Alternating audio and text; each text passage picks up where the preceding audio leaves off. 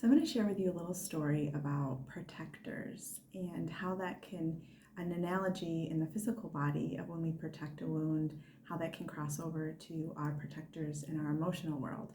So I had an ankle injury a couple months ago, and you know how after you have an injury, you manage and protect how so it doesn't get hurt again.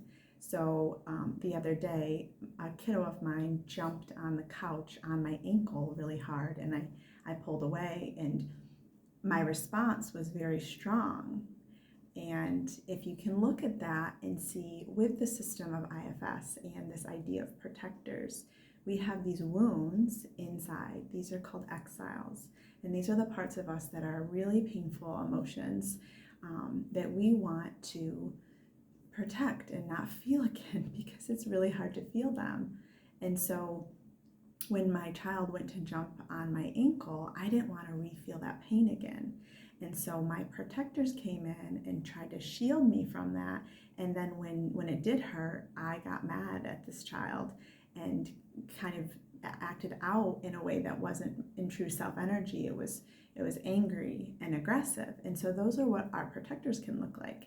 The managers can come in and they try to prevent situations that will bring that exile, that pain point to light, that will make us feel that again.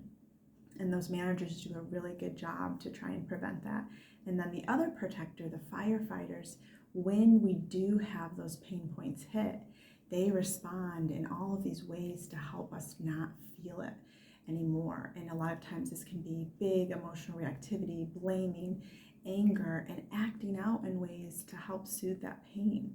So this can be in addictions and in avoidance and doing anything to find relief from that exile, from that wounded part that's been brought to light.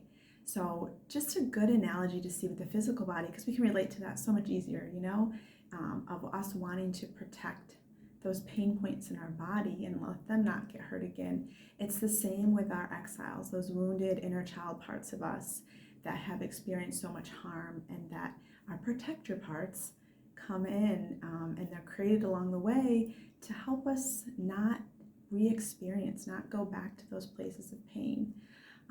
And so really, so much of IFS is just an invitation to get to know these parts, to get to understand them, know the functions that they serve, know what they're afraid of if they didn't no longer serve that function.